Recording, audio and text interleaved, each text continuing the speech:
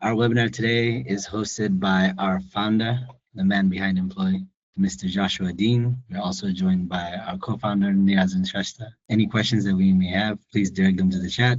We'll be answering them as we go, and there's a dedicated question and answer section at the end of the webinar. Now, without further ado, let me introduce Mr. Joshua Dean. Thank you very much, Salim. We'll jump straight into it. Obviously, this is going to be a 45-minute session for this one. Thank you all for joining. I believe there are a few more waiting to be let in. I'll let you handle that one, Salim. Thank you very much. Hopefully everyone can see my screen. If everyone can't see it, just let us know in the chat, but it should be sharing for everyone to see. So what we'll be going through today is essentially a walkthrough from the start to finish in terms of the support coordination side of things with the participant intake, setting up their profile, adding any billable entries related to it, and then coming back to the funding to set that up and process it.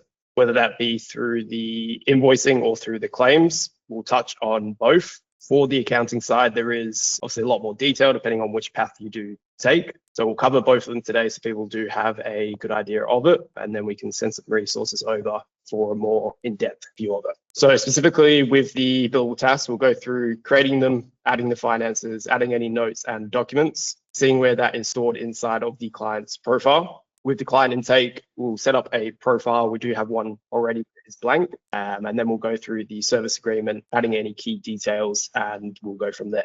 Quick history for Imploy. A lot of people in here already know about us, which is fantastic. Anyone who doesn't, essentially, we came into the industry in 2023 when it was starting to get developed, the product itself. In 2024, I believe it was mid to late it was. That's when we released it in beta for providers to use. And then obviously a lot of what has changed, what's been added has been based off the feedback from that. So we are very, very thankful for everyone who has provided it, told us what they need and don't need, because that's essentially how it is shaped and how we move forward with everything. Anyone who is using it, obviously always welcome to provide more feedback.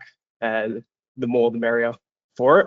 Anyone who is new and does start using it, feel free to message us in any way possible in through the chat as well. Just let us know what you do need, what is working, what isn't working, so that we know. I'll switch over my screen and we'll go through the Imploy itself. This webinar is going to be a lot more product based, so majority of it will be going through everything. So you won't be bored of me talking and not showing. So let me just switch over my tab here. Therefore, everyone should be able to see the Imploy screen now.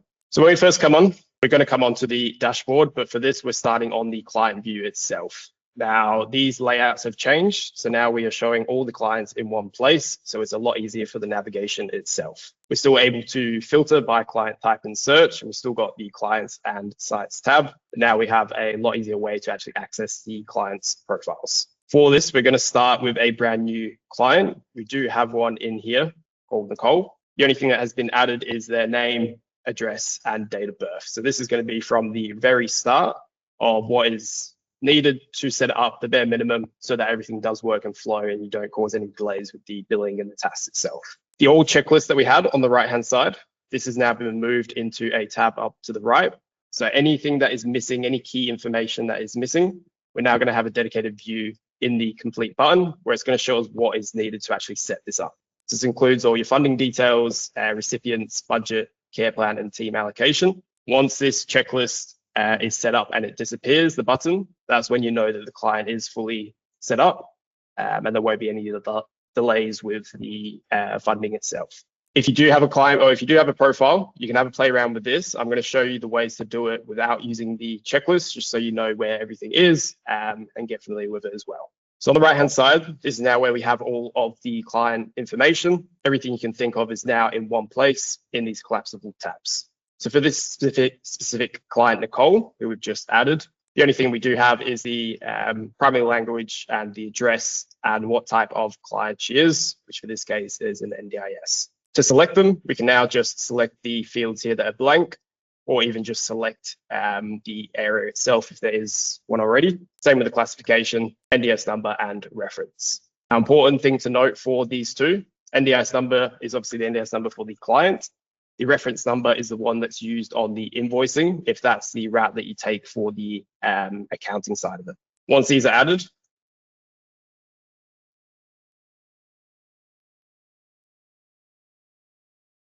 we'll now see in here, we've now can't see one of the tabs, funding information, because that's now been complete. So once each of these sections are completed, you won't see these tabs. Once everything is completed, this model won't appear up here anymore. So if we come over to the team preferences, this is where we can set who the primary care manager is. This is going to be the person who's going to be receiving any notifications regarding the client themselves. For the care plan and the billing, these two have been updated as well. So with the care plan, we still have the standard option to upload. You now see that there's the option for use form. So if we click these are the ones that we've recently created. You're able to create your own forms, add any fields that you do need. Once you do have the form created, that's when we can now use it for the care plan itself. So opening up will put or show us the model with all the details that we've added in the form builder. Once we create this will then be saved as a PDF, so it still can be viewed on the mobile app. And if I come over to Alice's profile, you know what, let me just create one for Nicole.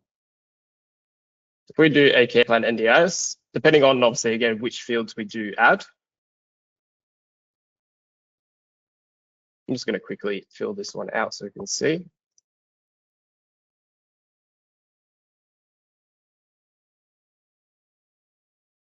And once again, these forms are fully customizable, so any fields you do need in it can be added. We won't be going through the form builder today, but we will have a dedicated session for that as well. Which one did I miss here?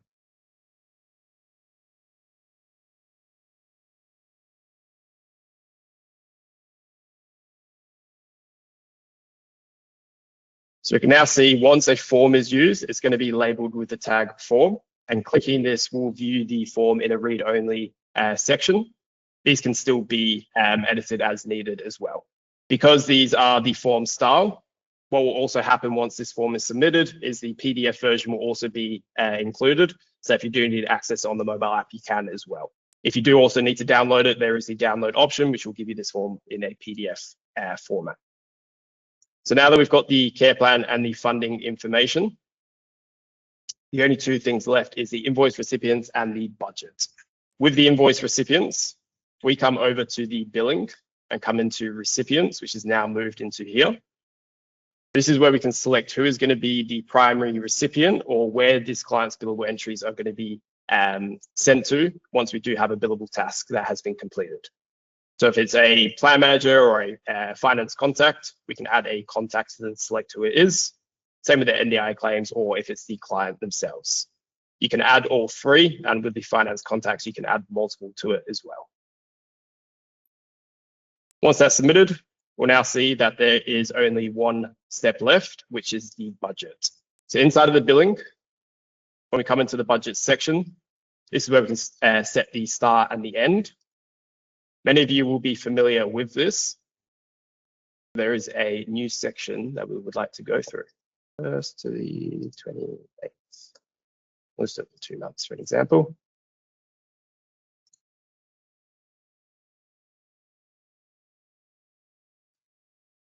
We'll just add in the funding category. Now, once we save this, it'll still be the standard view. Once we click on this budget, this is where we're going to have the budget, expenses, utilization, plan supports, as well as agreements.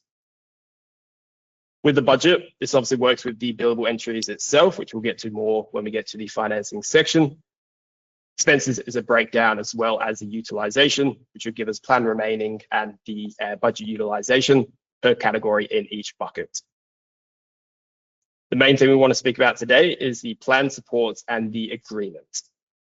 So now that we've got this budget created, you can come into the plan supports and add what is going to be a plan support for this client itself.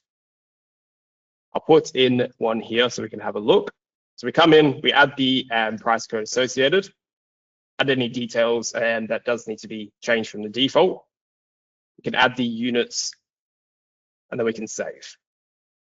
This comes into play with the agreement itself. So what this allows us to do is inside of settings, there's the option to customize this NDIS service agreement as much as you like, add any new fields and sections as well as the content in it. Once we generate this agreement, we can then also send it to the client. In the configure, this is where we can set the status of it. Once it is sent, this will automatically be updated. We can set the version number and the effective start and end date. What did I do the budget to? The 1st, the 31st. We'll see here that the information is already pre-filled of the client. I did actually forget to add the email here. So I'll come back out, and inside the client information is where we can add it.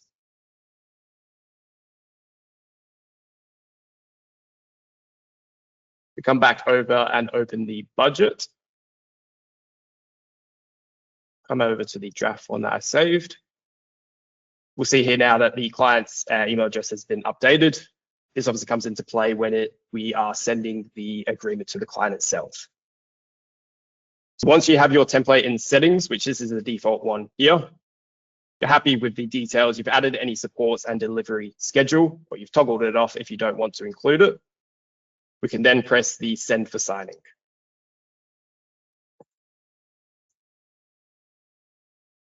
If the client is with you, for an example, you can get them to sign it on here, either with the name or the drawer. Once we click send for signing, this is where we can finalize the client's email address and name. And then the next step, so step 2 of 2, will be where we put the fields in for the signature and the date itself. So depending on your last saved placement, this is where it will show up here. We can add in the date and the participant signature field. Once we're happy, we can then send for signing. The client will receive the email to sign it. They'll be able to open the link and add their signature there. Once it is signed, it will come into the signed agreement section up here. So once we've set them up, we've added the budget, care plan, the funding information, and the key thing being the recipients. This client has the minimum requirements to be able to create tasks, be included in the billing without causing any delays or having to come back in and edit any details or add. On the drop down here, this is where more options will now show depending on your screen size. You'll see that there is a tasks button here dedicated for the task itself. On the top right, we can also add a task from anywhere inside the client's profile, or we can also add it from here. I'm going to come over to the dedicated tasks page up here so we can see the overview of it. So when we come onto it, this is where all of our tasks are going to be, depending on the date that we've selected, if it's daily or weekly, depending on the filters that we've applied, or tasks or outstanding as well. So this here, we have all of our previous tasks from all the ones that we've added with the clients attached. To create a new task, we'll find an empty field at the bottom here. Nicole, wasn't it? And we can add what the task name will be. So if we say, continue with client intake call, for an example, we can then add Nicole to it. And from here, we can either open up the drawer, or we can, if we do need the quick access, we can set the charge here and the date and the time, and the status of it.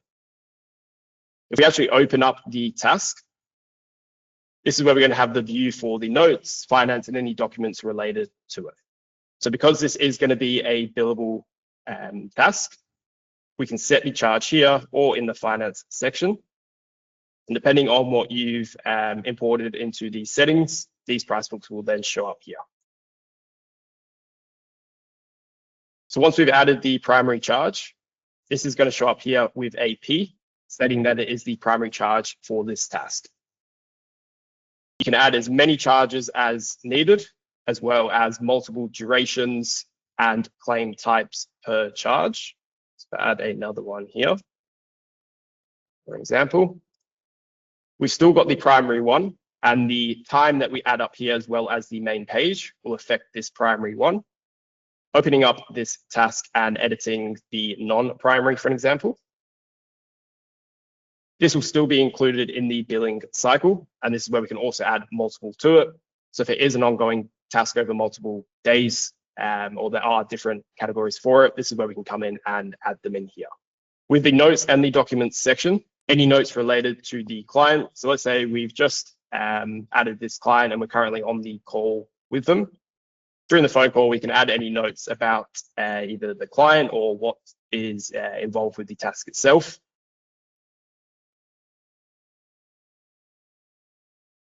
Once we're happy, this is already automatically saved. If we need, we can also set the category of it. These tasks, which I'll be able to show you in a minute, these are all going to be stored, the notes and the documents inside of the client's profile as well. If we come in and upload any documents related, so if we say the agreement, for an example, we can now see that everything related to this task is stored in one place. So the notes, the finance, the documents, this is all dedicated to the task itself.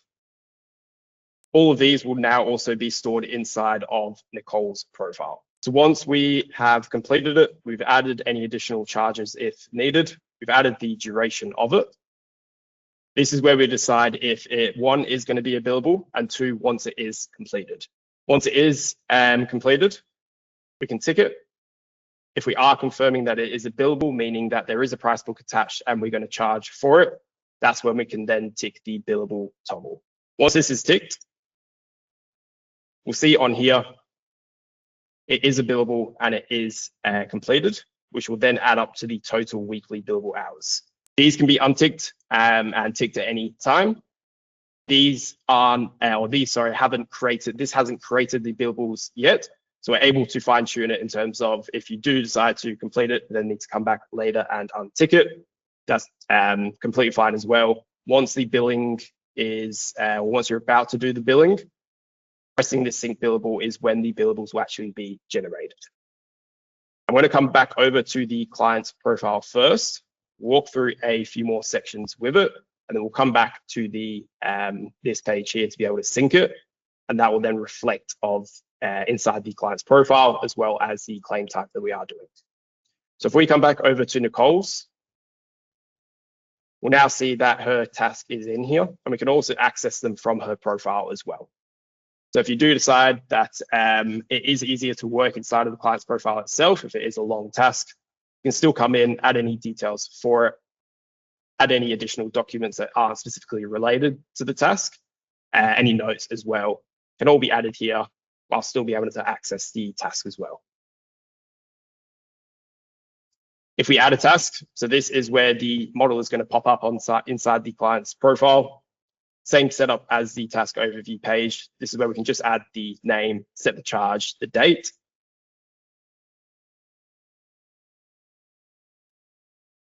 If we only have the name for it, we can just press save, but if we do know the charge associated with it, we can also save it with a charge attached. This now will then show in the profile here as well.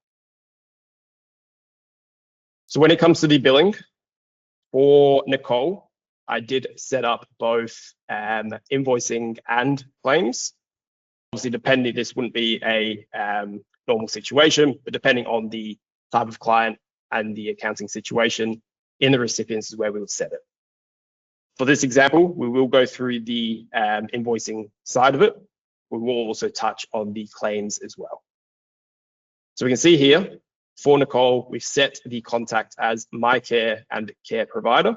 The way that this works is if it is in or she is included in an invoice, these two contacts here will show up as a suggestion to be able to select who the invoice is going to. If we come back over to the task section, let's say we are doing the invoicing on a Friday and we're ready to create the invoices itself. Once we've gone through, we've confirmed which ones are completed, we've confirmed which ones are billable. We can then press sync billable. So this button up here at the very top, syncing this will look for any billable entries on the view that we are currently on. If there are already billable entries created, it will either update them, or if there aren't any created, it will then create them based on this sync here. only if they have marked task as billable and marked task as completed. So if we come back over to Nicole's profile, inside of billing, we'll now see in the billable section, we have two line items here, one for the primary charge that we set and one for the sub. So we can click on it, view the details associated with it as well. But this now, in terms of employees' way of accounting, these are what essentially are transactions. So every time there is a shift, a task, or a travel claim, every time it's created, completed, or approved, it's going to create a billable entry inside the client's profile with the price book attached, what type of category, the date, and any staff members attached to it as well. And also give us the status. If this comes down to the claims, if your primary way of accounting is the claims, bulk claims, we'll be able to bulk update the status of them. If we're doing it through the invoicing, once we create an invoice and send it off, because we have the sync with either Xero or QuickBooks, once that invoice is reconciled in either of them, coming back to Imploy and syncing it, we'll mark the invoice as paid. If that's the if it was reconciled as paid, as well as these billable entries here. So essentially every single billable entry, if it's attached to an invoice, it will then have the same status of the invoice itself. If we come over to the invoicing side, this here is where we're going to have all of our invoices, all of our generated invoices, which is just the ones that we've generated from Imploy itself, as well as the bulk draft. This is the final step. So once we've created the client, whether it be a new client or existing, create the tasks associated with it, add any notes, documents, primary and secondary charges. We've then gone into the client's profile and confirmed that they do have a recipient. We can now come over here and choose which way we are going to be claiming it. For this example, first we'll go through the invoicing and then we'll do the claims as well. Once we're on the invoice page, at the top right here, bulk invoice, this will take us to the blank bulk invoice page.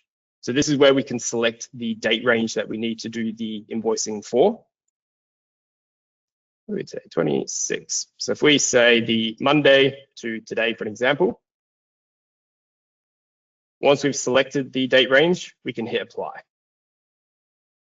So we can now see that Nicole, the client who we just added, has been included in here, as well as Alice, who is an additional client who we had tasks for. Once we synced it inside of the tasks dashboard, she's now had them created for her as well. So once all of our clients are listed here, we can individually exclude certain line items if needed, as well as completely exclude the client from this generation if needed as well. You'll see here, if we open up a client's profile or a client's drop down in the bulk invoice, we're going to have the date, service, staff member, who to send to, and the additional details with the amount quantity as well. Very similar to the invoice layout itself. The key difference is the drop down for the send to. So for depending on if the client does have multiple, this is where it will show up. So if we come on to Nicole, for an example, because we selected two of them, My Care and Care Provider, we're then able to select who is going to be receiving each of these. Even if Alice, for example, and Nicole both had the same one, we can still have plan one and plan one for both of them, and it's still going to create separate invoices because it's linked to the client itself. Even if for Alice, for example, we selected plan one for the top billable entry and plan two for the second, generating this invoice will create two invoices for her, one going to plan one and one going to plan two as well. So once we are happy, we've included or excluded clients or individual billable line items inside of it. We've confirmed the send to is correct.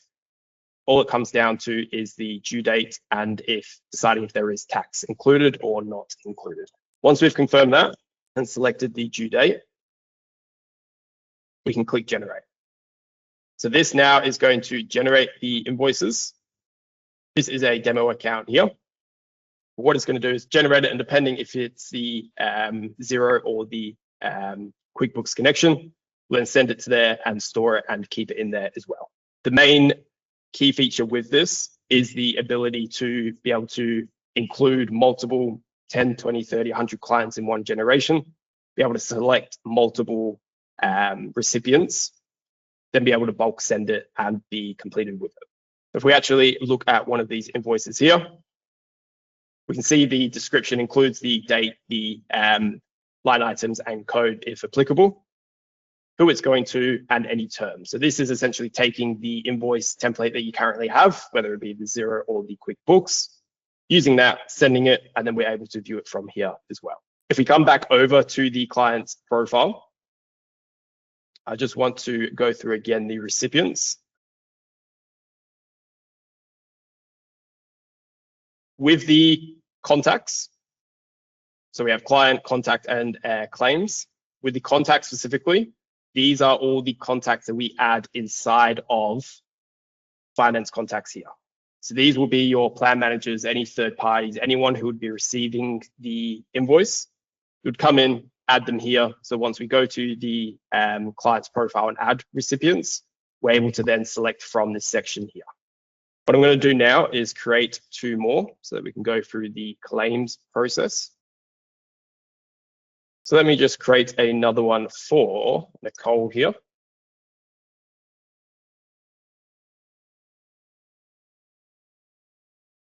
And add the primary charge, set the duration, and just quickly mark it as completed and billable. We'll do a quick sync again to create it. We come over to her profile. Inside of billables, we can now see that there is one created with the status of unpaid.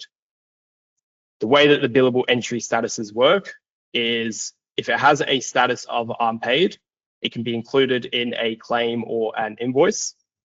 Any other status, either authorized, pending, anything else at all, if it's attached to a claim or an invoice, it then can't be included in another one, which prevents any duplication or doubling up in terms of submitting the same claim twice. If we need to, we can either delete the claim, delete the invoice, or void it.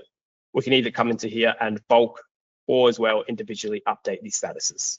There's a few ways to do that as well. So if we come over to the bulk claim section, we can create a new claim period. So let's do a very short one, 26. Once we create it, you can now see that Nicole is included in here with a 1 billable entry that we just added. If we press sync, this is also on the invoicing section as well. Syncing allows us to look for any new billable entries within the same date period that we selected without having to delete it and create a new one. So if we come back over, and I'll create another one.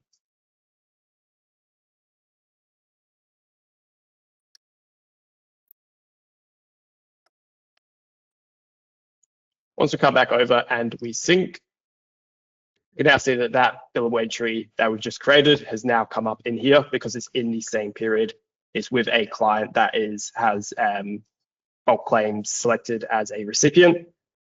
We can see as well that we do have multiple clients inside of this demo account. The only reason why Nicole is showing up in the claim section itself, one, she has unpaid billable entries in the period that we've generated. 2, she's got the bulk claim selected as a recipient. So this works both ways with the invoicing. If the client only has a contact or a client selected as a recipient, they're only going to be showing up in the invoicing side of it. So it's a way to make sure that no one is being included in a generation that they shouldn't be. Once we're happy, once again, we can exclude clients or individual billable entries as well. We can then export the CSV and then upload it into the portal itself. If we come back over to Nicole here, let me just add support coordination as a funding category.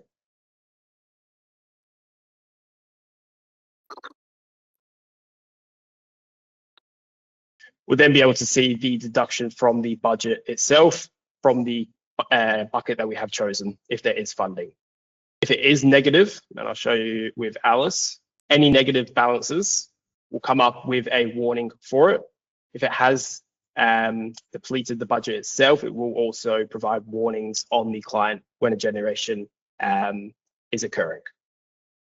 So with Alice, for an example, we can see for the active budget that we've selected where the funding is being deducted from. We can toggle from remaining or expense as well. Able to get a breakdown then, depending on the billable entries and the price code attached, where the funding is being reduced from and whether she is remaining in budget as well. You'll see here at the top as well, sync budget, audit trail, the two main ones being the add temp funding and rollover. So if we have multiple budgets over a year, for example, we split it up onto a quarterly basis.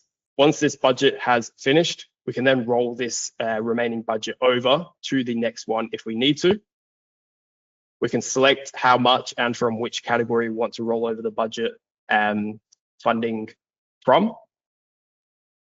With the ability to add temp funding is if the client does have a trial funding, for an example, anything that has related to this client being able to receive additional funding, we're able to come in and add it as a temporary funding, which is different to the rollover itself. So while selecting the active budget, we can select the start dates and the end dates of the temp funding. 26, aren't we? I'll just put it as the 31st of Jan, for an example. We can provide the reason, and then we can also add the temporary funding into the correct category. 3,500 for an example. Adding this will add it to the bucket. Any expenses from the billable entries will first be deducted from this temporary funding. So for the assistance with daily life that I just added it to, you can see now there's a section for temporary funding. If it's within the period that the billable entry is, so let's say, for an example, I added it for last week and there are billable entries last week that fall under assistance with daily life. Those are first going to be deducted from the temporary funding first. Once that's the end date has finished for the temp funding or it's run out of funding for it, it will then move back over to the primary amount. So that is a walkthrough, a very quick walkthrough, I must say, of the start process from having the client adding the essentials, adding the tasks and any charges with it, and then going on to the claim and the invoicing section.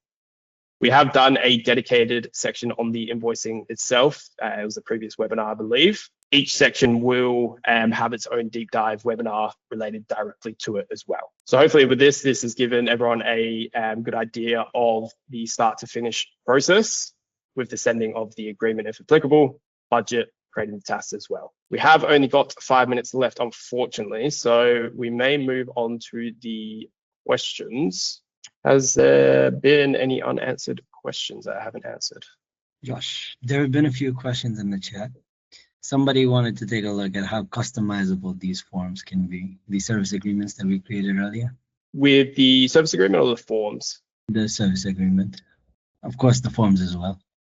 So with the service agreement, inside of these settings is a default template. Inside of that template, inside the settings, you're able to remove any sections. So let's say, for example, by default, they section 3 to 5, which covers services and pricing maybe. You can delete that or add additional details to it and then add as many blocks as needed. So if you do need to add additional categories, text inside of it, you can. Once you save it, that then will show up in the agreement template inside of the client's budget.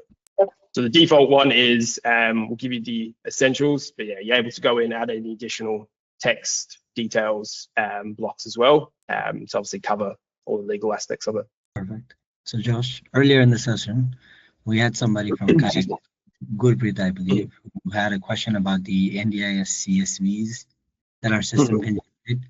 What's going on with that? With the CSVs? Aye. So that's the one that we walked through with the creating the claim period after the invoice generation itself.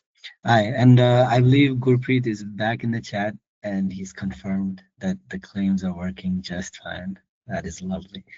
Now moving on, Josh, we've got a question from Nick. Nick wants to know if the system can detect or how do you make sure that the system doesn't accidentally bill for the same entry twice in a new claim?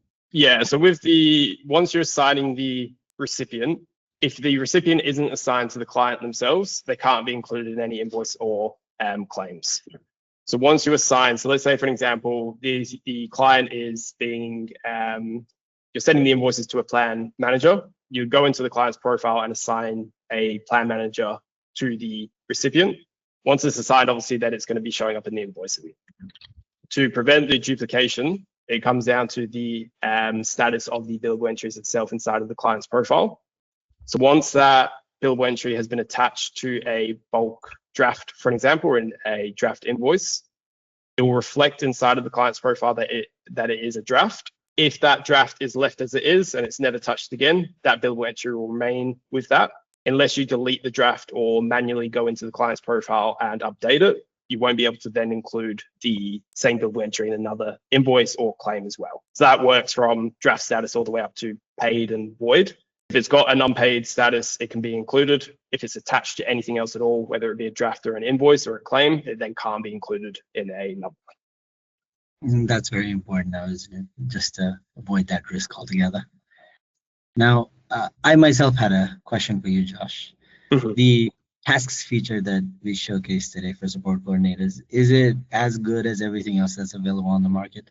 I don't know if any of you saw the comment section on LinkedIn. Obviously, we believe so. It's you're able to obviously add any details needed when it isn't related to a direct service itself. So having obviously the ability to add additional charges, keep all the notes, documents, finances in one place. Obviously, I am very biased, but I believe it is a very good system, especially when it comes down to what you're getting with it as well, with the additional features as well, especially with the mixed providers who do provide the support, coordination, and the direct services. Obviously, that's where it shines very, very well. Anyone who isn't currently a user with us, in terms of the pricing, obviously, if you look at the market, it is a lot cheaper in terms of what you are getting with it as well, with the task features, rostering, and invoicing as well. I have to agree with you there, Josh. Now, the team, do you have any other questions for our founder here? It looks like we are golden. Beautiful. That wraps up just perfectly on time, actually. Yeah. What we'll do is we've got the QR code here. If anyone does need to book in a demo, whether you're just wanting to get more questions, if you're an existing user and you want us to show you more in detail, please feel free to book one in. If you do scan it and there isn't any times and you're wanting to know more about it, send us an email or chat to us through the app itself, and we can find a time to do it. Don't feel like just because you are an existing user, you can't book in another one. If you're needing to know more, please book one in and we'll walk you through everything as well. And to everyone present today, I invite you to follow Imploy on LinkedIn. We send out updates on a regular basis and the development cycle continues. We look forward to showing you what's new. Thank you very much, everyone. Bye. Take care.